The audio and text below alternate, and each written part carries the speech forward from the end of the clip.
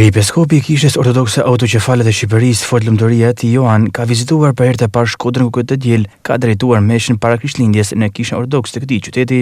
Vizita e tij historike u shoqërua me mesazhe të forta shpirtërore, ku u theksua rëndësia pranisë së Zotit në jetën personale, familjare dhe shoqërore të njeriut.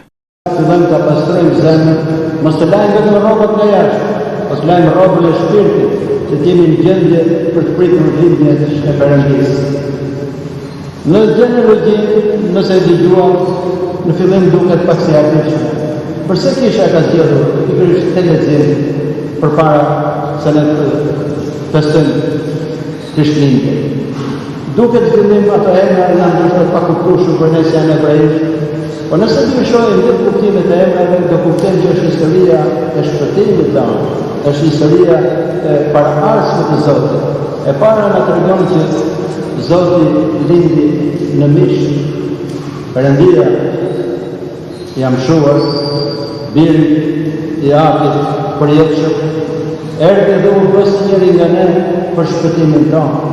Dhe gjithë emrat, nëse dikush do i lexojë në hebrejisht e do kuptoj kuptimin atyre emrave, tregon dhe përgatitjen që është bërë në shekuj për pastrimin e racës njerëzore, derisa e tërshënda lindi Krishti. Emrat e tyre na tregojnë dy gjëra. Na tregojnë përmbushjen e profecive. Gjithë profetët që kishin predikuar për lindjen e shpëtimtarit, pikërisht për janë këto emrat e tyre paraardhësve të Zotit. Dhe për më tepër na tregojnë diçka shumë të rëndësishme. Diçka që duhet ta mbajmë gjithë në vesh gjithmonë. Nëse do të lexojmë me kujdes në gjenealogjitë hebrejë, nuk përmendesh gratë asnjëherë. Në këtë gjenealogji ne kemi 4 gratë të përmendur. E këto 4 kanë një histori të veçantë.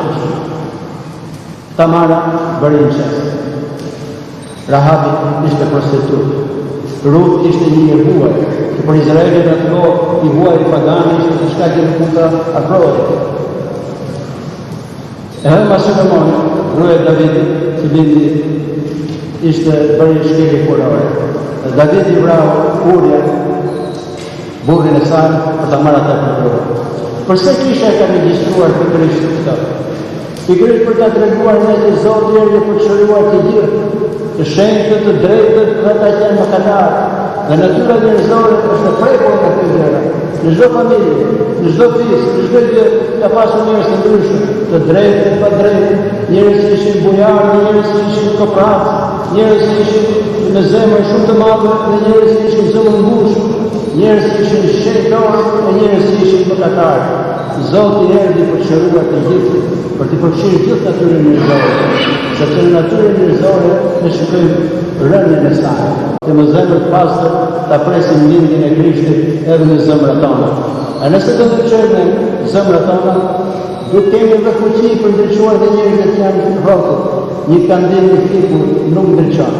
Prandaj edhe Krishtlindja është një dritë për të ndezur kandilin e shpirtit tonë e për ta përhapur në dritë, jo vetëm jetën tonë, por në jetën e gjithë njerëzve që janë rrotulluar. Vizita e tij në Shkodër u cilësua si një moment i veçantë për komunitetin ortodoks dhe për gjithë qytetin në prag të festës së Krishtlindjes. Pas meshës, zhvilloi vizitën në Bashkinë Shkodër Myftini dhe Arqipezhrinë Metropolitane në Shkodër Pult, duke dhënë mesazhe për paqe dhe bashkim.